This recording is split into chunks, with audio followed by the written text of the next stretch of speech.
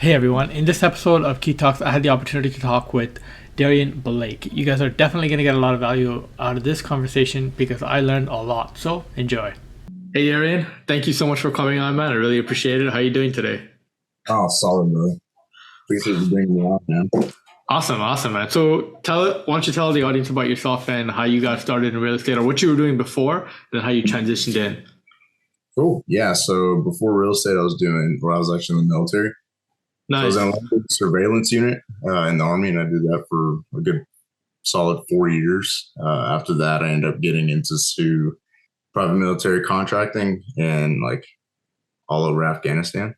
So I Oh, did that nice. for a while.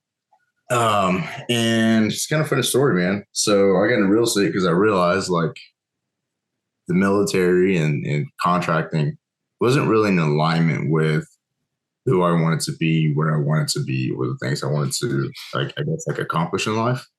So I Hmm. realized real quickly, like, okay, well, if this isn't in alignment, I got to figure out what I have to do. And I picked up a book. Started with a book. It was Rich Yeah. Dad Poor Dad by Yeah. Robert Kiyosaki. Of course. So in the book, man, he talks about how him and Kim, his wife, go on vacation to Hawaii, Yeah.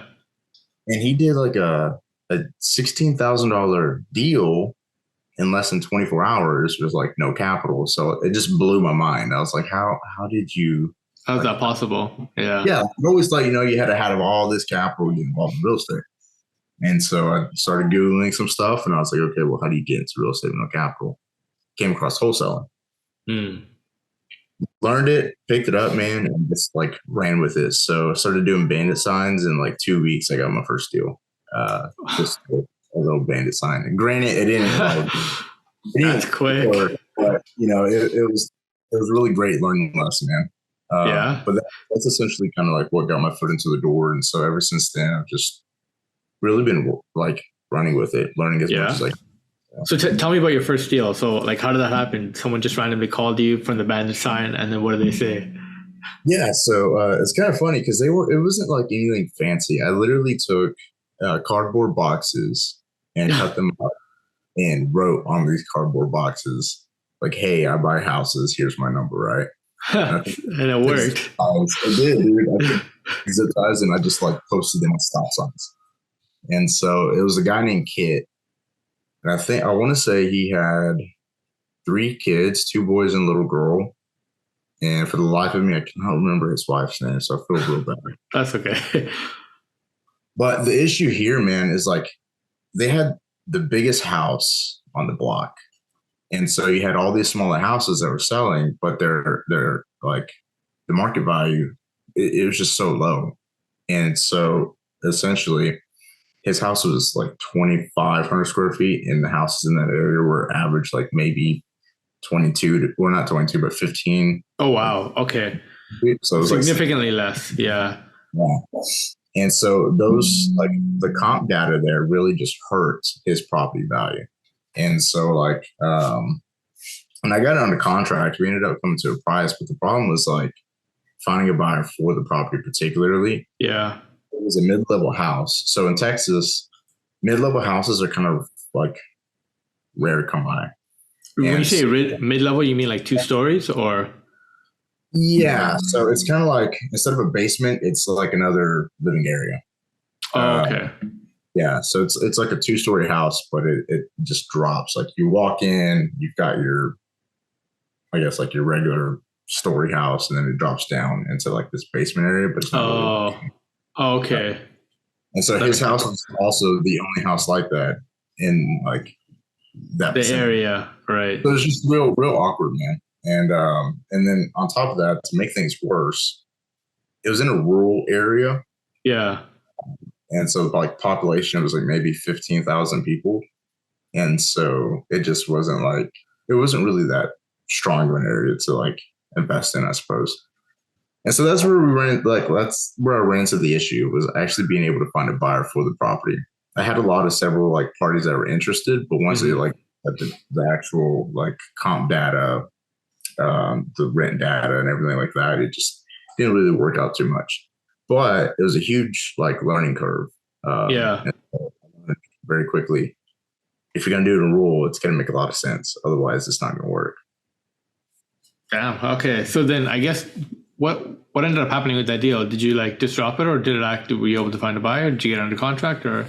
So I had it under contract, and I used $100 for earnest, and because I wasn't able to find them a buyer, and I was fully transparent about everything. Yeah. You know, Yeah. and it was actually really unique because they had been trying to sell the house for about 2 years before I got in the picture. No way. And they had like listed it with an agent in that area that's really well known. So for the past 2 years, they've had this property on and off the market, and the agent that was working it like was not doing a good job at all. Okay. So when we terminated the contract, I forfeited the earnest money and gave it to the sellers, of course. So they got earnest and option money. So it was like $200 total. But one of the things that Kit like said to me, it's always stuck with me, and it just like really kind of hit. He was like, Darion, I know this didn't work out, but you've done more for us in the past 2.5 weeks than our agent has in the last 2 years. And it was just like, oh man, that's nice. That's a compliment. Yeah. Yeah. I have no idea what I'm doing, but like, such a great compliment, Well, thank you. So I got a question, man. So at what point did you switch from cash to creative? Because, a lot of wholesalers, even from my experience, they jump straight into cash deals because that's what you're taught off the bat. Whatever book you read or whatever you see online. When did you make that transition to like, oh, creative is an option as well when you can sell? Or did you know about that from the get-go? I'm assuming you didn't, right? You probably had a point where, it was like, hallelujah, oh my God, I can do creative. Yeah. And so it's funny, man, because like when I first got into this game, yeah, I did a lot of like studying, a lot of research, of course, and I actually bought a few courses. And the first course I had ever bought it was like Deal Automator, I believe, from Cody Sperber. Okay, yeah, I think I've seen the ads or something for that. Yeah, investor. He broke everything down in very simplistic terms, and so like it was really easy to kind of pick everything up. So it wasn't difficult learning the process. Right. So much that is also left out, and that's like left behind the curtain. Like he doesn't like really dive in into anything. Yeah, so it's just very, very basic stuff. So he basically taught you the foundations of like wholesaling and what to do in terms of contract and everything, but didn't dive deep into like, exactly how you should be wording something, exactly what to say to the seller and things like that. Yeah. that makes a lot of sense to me. 100%. But you know what? Like, I'm grateful though, because like, had I not actually invested into that, dude, I probably wouldn't be where I'm at now, Yeah. So even that little small thing, even though it wasn't the best, it was still better than nothing. Yeah. So that's really good, like, learn a lesson as well. But I got into creative last year, actually. Really? So what was the time gap between your first wholesale deal and then when you got into creative last year? Oh man, about 4 years. Damn, 4 years. Okay. No, 3.5 years. About 3.5. Yeah, 3.5, 4 years. Okay, so pretty much you were doing cash deals straight for 4 years, and then So tell me what happened. How'd you like bump it to creative, and how'd you learn about it? Yeah, so my background in real estate is actually really kind of unique. So got into the wholesaling, did the wholesaling for myself for a little while. Yeah. And then I got offered an opportunity to become an analyst for a fund. And so I was like, nice. Like, this is kind of like different. So how did that happen? Just knowing the right people. Yeah. That's all it really came down to, is just knowing the right people. And so I got that opportunity, and I was like, you know what? I'm gonna run with it. So I was an analyst for a fund for quite a while, and basically all we were doing was acquiring single family homes. But we weren't wholesaling; they were just buying. And so that's where I learned a lot of like the different metrics, cap rates, net yields, DCF, like all these other different metrics and how they're used and how they're looked at. That's where I was able to like pick up the vast majority of all that. And that gave me a really good understanding as to like why each metric is important. Yeah. Okay. And Because so from I, there, uh-huh. because I think like I saw one of your, yeah, I think it was a wholesale deal. I think it was like 25 single family houses or something on your Facebook profile or like your post. And I was looking at the numbers just quickly. I just clicked on the link, right? And then I noticed that I never see like wholesalers like mention capex ever. And then you mentioned it. I'm like, what the?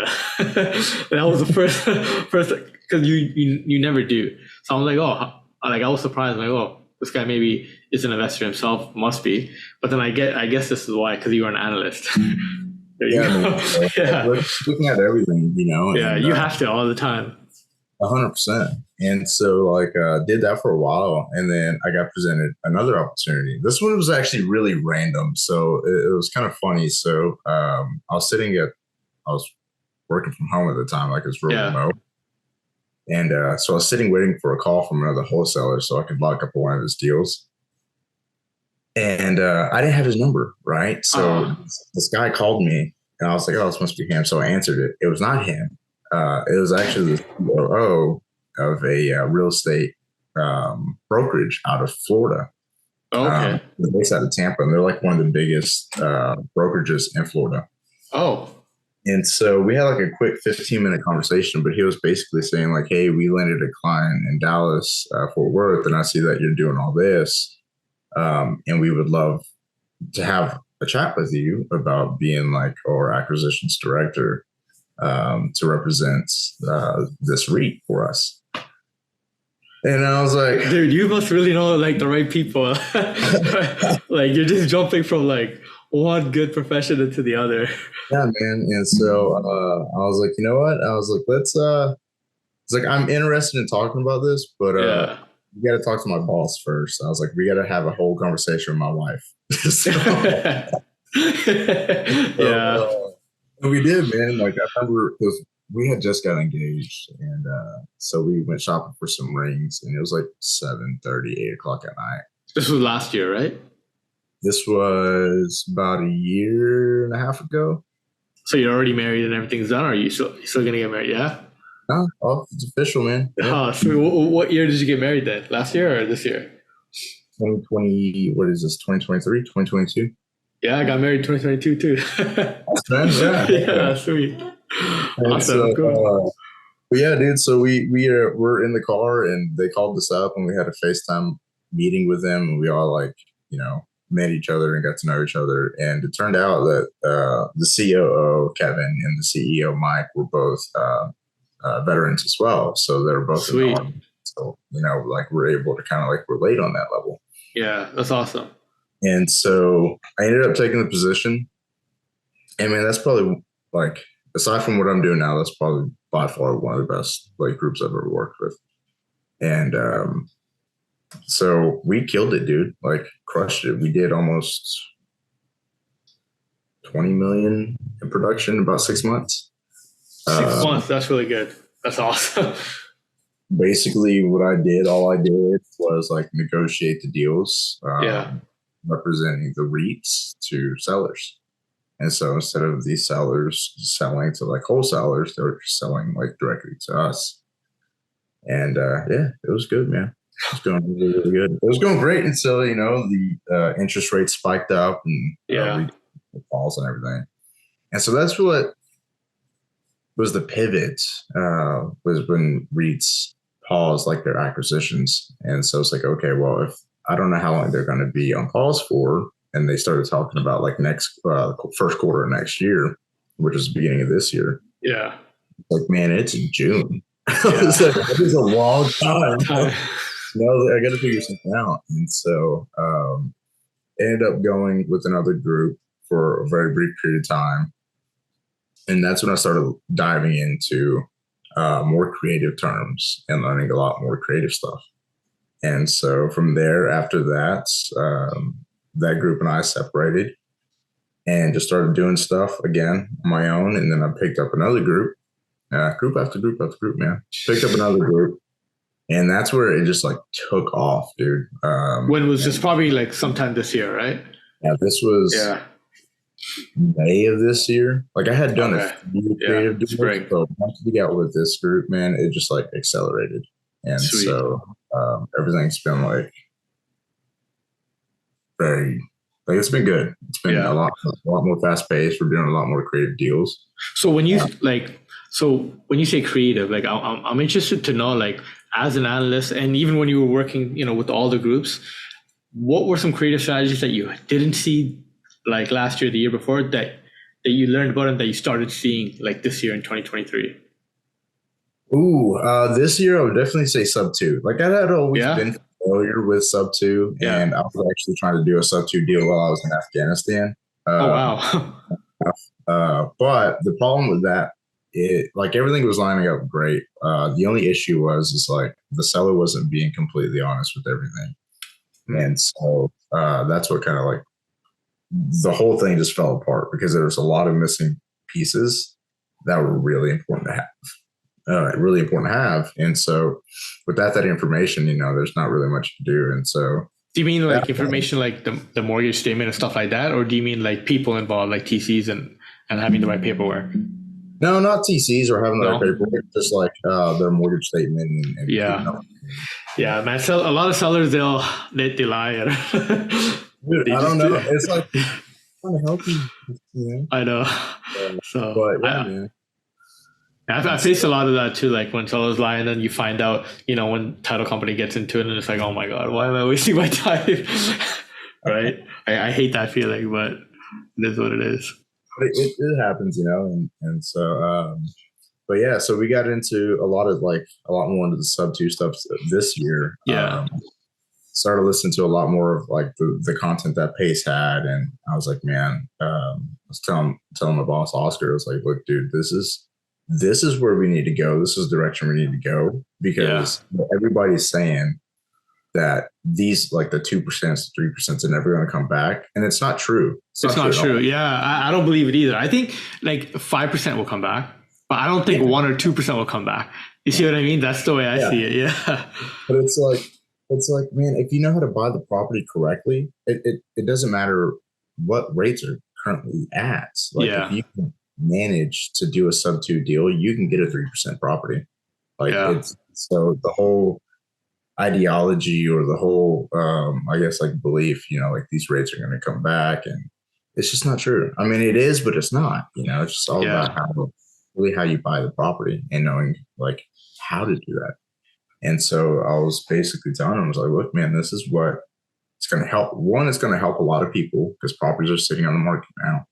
A long time. Yeah, I know. And it's like we had just bought our house last year, and we had a neighbor maybe 3 houses over that were trying to sell their house, and they couldn't. And it just sat, dude. It sat for like 90 days. And we had talked to one of our buddies, which is a neighbor of mine, and I was telling him, man, this is going to sit on the market because they're asking for way too much and they don't have enough equity. Like the only reason they're asking so high is because they don't want to bring money to close. Like they don't want to pay to close their own property. And so, and that's what happened is it ended up expiring and they just put a tenant in place. And so it's like, man, if they had just sold like subject to, would have been good. Yeah, because with a lot of sub two deals, well, this is something I noticed. Like with a lot of foreclosure sub two deals, it makes sense for the buyer to come in or the investor to come in and to pay for all the closing costs. But when there's no real pain point, like because it seems like they're not foreclosing, and if they put a tenant in place and rented it out, and they want the buyer to pay for all the closing costs, then I kind of feel like then where's the winning strategy there? Like where's the buyer kind of winning? Is it just the fact that he's taking over? Because then remember, there's also the cost of going in with your entry fee, right? When you kind of calculate that in. So then would it be worth it still or no? I know it's kind of vague general terms. Oh man, I would say so. I think pursuing any opportunity to see that like that, for example, would be definitely worth it, whether it works out or it doesn't. Yeah. Worst case scenario is it doesn't, but the best case scenario is it does. And so like that homeowner, they're from Chicago. Oh. They came here for a job, but then they had to go back to relocate because their job put them back in Chicago. Okay, that makes sense. They put them in like a really, really tight bind, and they're on this like super stream or super tight timeline. But yeah, man, like it would have been a really good approach. And at the time, it's so funny too, because like I wanted to present it to him, but dude, I had no idea how to present it to him. It's like I know how this worked, but I don't know how it works. Yeah. And so it's like, and I was like, and that's what I was telling Oscar. I was like, man, this is not just going to help a lot of sellers, but it's also going to help us get, I guess, a competitive edge to our competitors. I was like, because a lot of these other wholesalers, all they know are cash offers. Yeah. That's all they know. Yeah. They're not familiar with running like seller finance deals or how to structure them. Yeah. They're not familiar with structuring sub-2 deals or even the paperwork that gets involved. Yeah. Not only that, but I noticed that even within the community and people who do understand creative, they prefer cash over creative, and they try to go for cash first. And only if cash doesn't work, then they look into the creative option. It's like, why would you do that? Why wouldn't you try to find out the creative option first? Right? I don't get that. I don't get that logic. But yeah, it's like, man, you've got like first off, your cash is going to be better because you don't have as much initial like cash involved to begin with. Yeah, it's like you're going to have better cash on cash. It just blows my mind. It's like, would you rather pay the $250,000 cash, or would you rather seller finance this with good terms and a good like term length with very low interest? Yeah, only put up like, I don't know, 20, 30,000. Yeah. You know, to me, it's a big no-brainer, but to some of these guys, it's I would always put creative as a priority over cash, and cash would be my like last resort if I have no other option. Right? That's the way I've seen deals, and I think it's better going that route because you have more flexibility, especially as a buyer, like to stabilize your portfolio or to do whatever you need to do. Oh yeah, and then not only that, but like it also helps. It's like I find being creative to be more beneficial to the sellers that we work with than cash. The only time I really find cash being more beneficial is if they absolutely urgently need it right then and there. In that case, that makes sense. But for the most part, when we talk to our sellers or we talk to our clients, the vast majority of the time, their best interest is to do creative, especially if they own the property free and clear.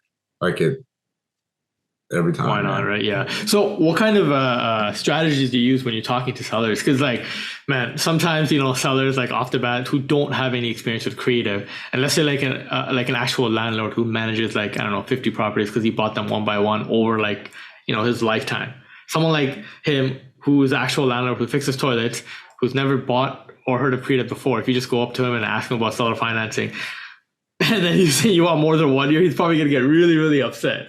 You probably experienced that maybe in the beginning, early on. How do you not combat, but how do you, overcome that? Oh man, that's a good question.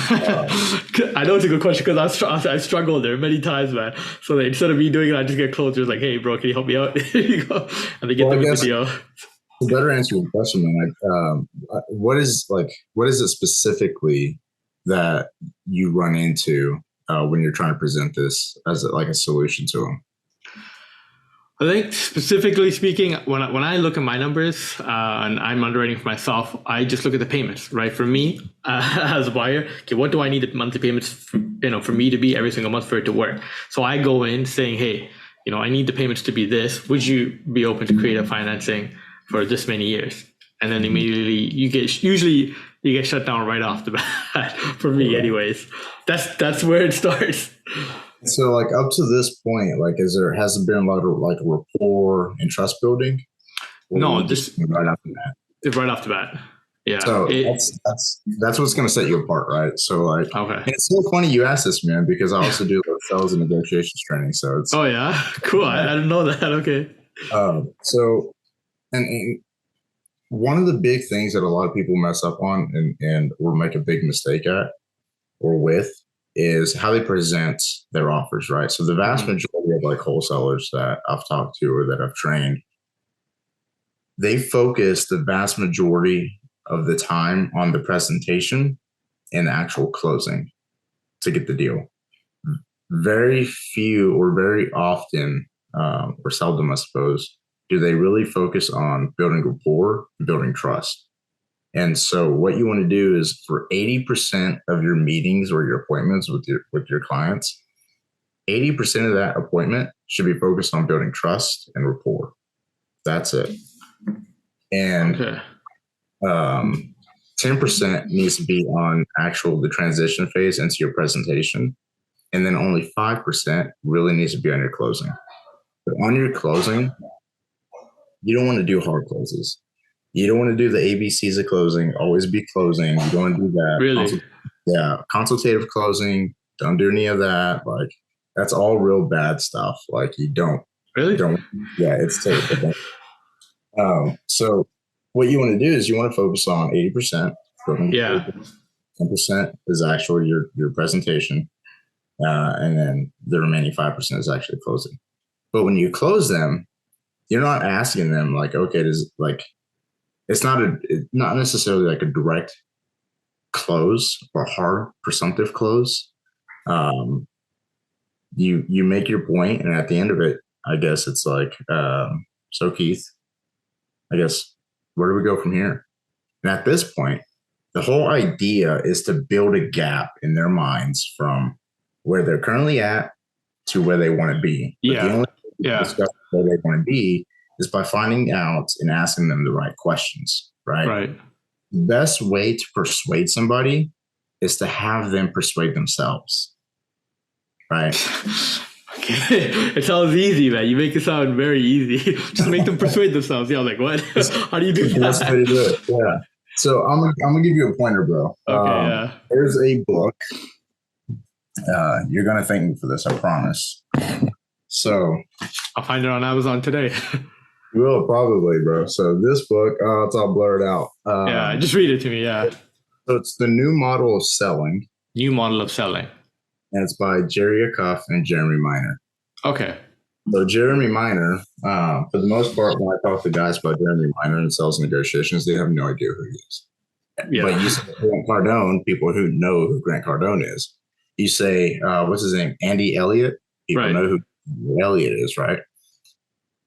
But and even Jordan Belfort, Andy Elliott. People know him, yeah.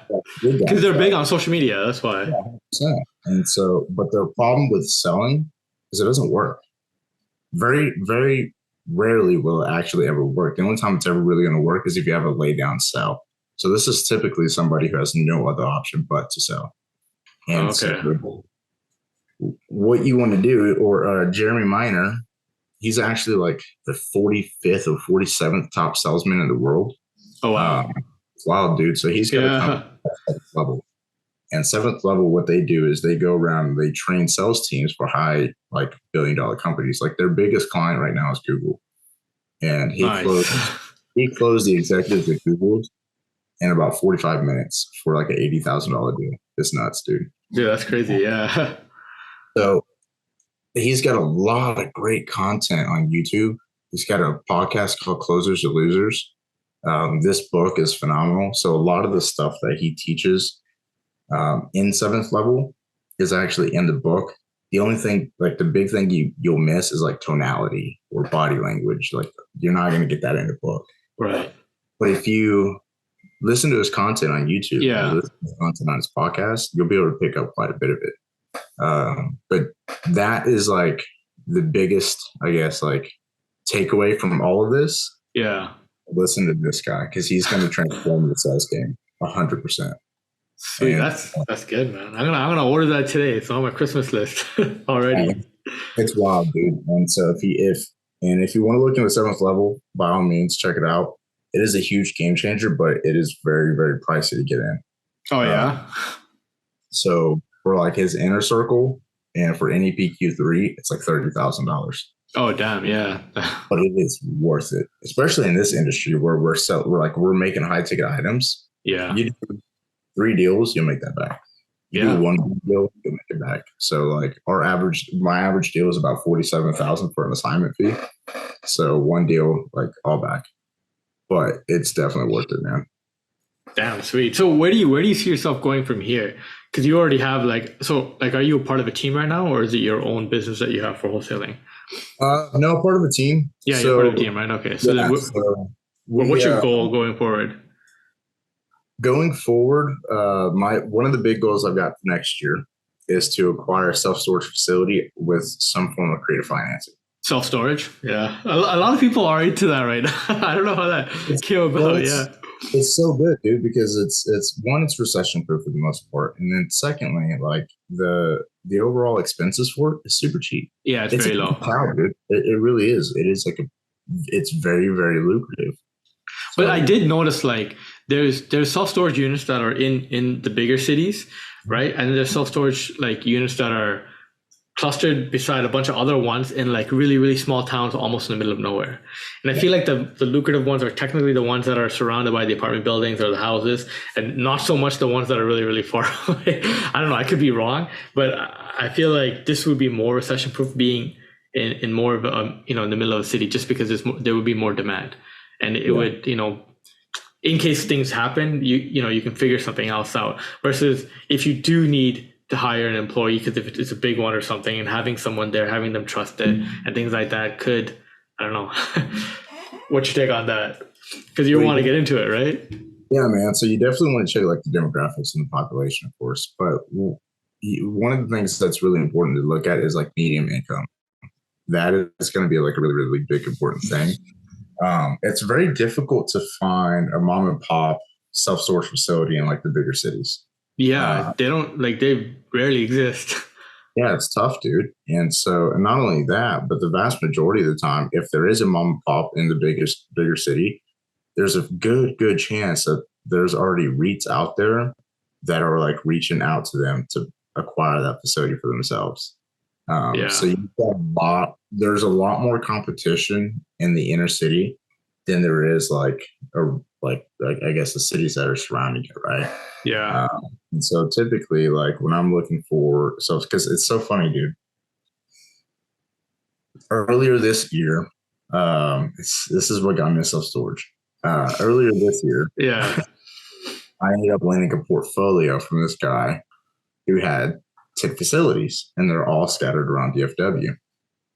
Okay. And Should there have are bought some, that. yeah, man, there are some areas that like I had never heard of, and the population was real low, and I was like, man, like I don't understand how this is actually like appealing. Well, anyways, I ran with it, right? So I got all the like the T12s, marketing summaries, and Yeah. everything. And I put together an executive summary and I shot it out to a bunch of buyers. Dude, I raised $32.9 million in Jeez. less than a week, and it blew my mind. I was like, what?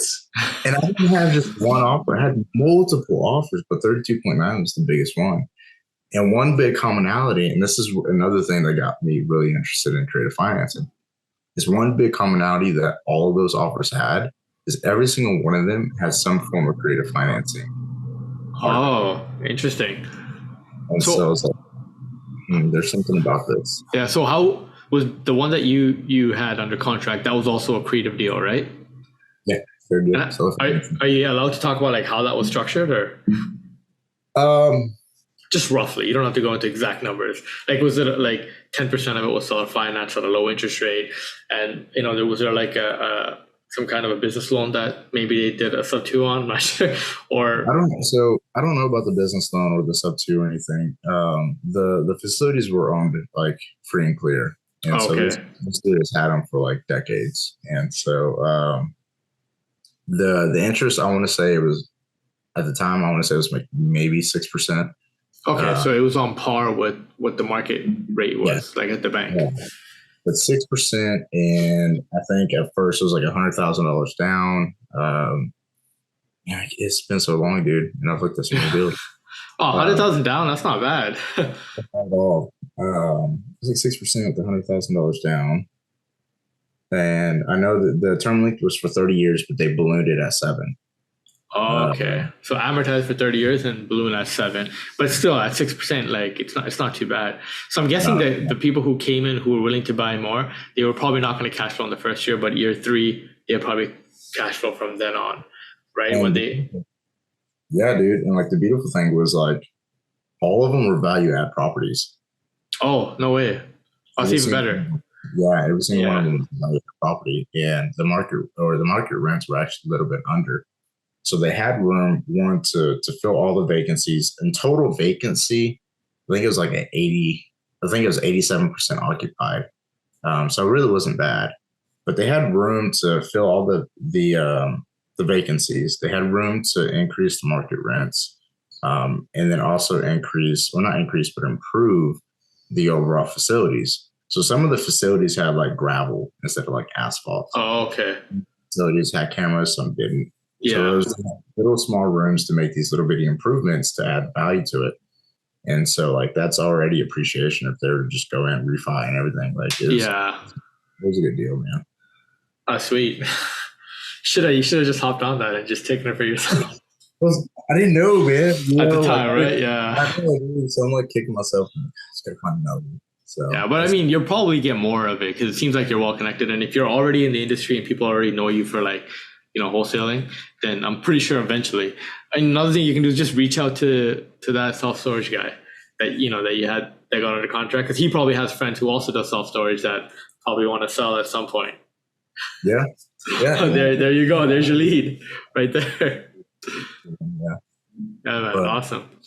That's the goal, man. That's I guess like the goal for the next year is to acquire a self-storage facility for myself, and just start building that portfolio. So I like houses, man. I do, but at the same time, it's different. It's a different ball game too, right? Like apartments are different from single family houses. Single family houses are different from like development for houses. They're all very, very different types of businesses. Like even the BRRRR method, I did that mostly here in Canada, and man, it's you're solely relying on like the appraisal value to be a certain amount for the whole project to work, and that's the business model.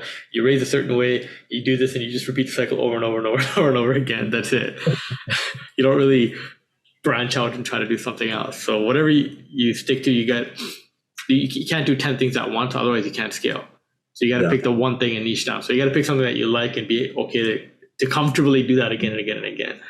So I get it. If you like self-storage, it makes more sense just to focus on that versus having a little bit of this and a little bit of that and whatever, right? But awesome, man. I know we're running out of time soon. We went over time a little bit, but man, that was a lot of real good value, especially about the sales and negotiation. If people wanted to like reach out to you, because I know you said you give training on sales and negotiation, right? So if people wanted to reach out to you, where can they find you, or how can they contact you? That's a good question, man. You're not on social media yet, right? I'm really not, man. I'm not big on social media. I'm really not. Like if you look at my Instagram, it's like, I don't know, 17, 18 posts. It's mainly just my family, dude, and very several posts. So, if in the Sub2 community, they can find you in our group, right? On Facebook. 100%, yeah. There you go. Discord, Facebook. I guess best way is either probably LinkedIn or Facebook. So sweet. All right. Darion Blake on Facebook or LinkedIn. There you go. Awesome. Awesome, man. So I really appreciate the fact that you came on. Thank you so much. I got a lot of value, and I'm sure the listeners did too. So, and hopefully we'll have you on again soon. Sweet. I appreciate it, brother. Thanks, man. Thank you.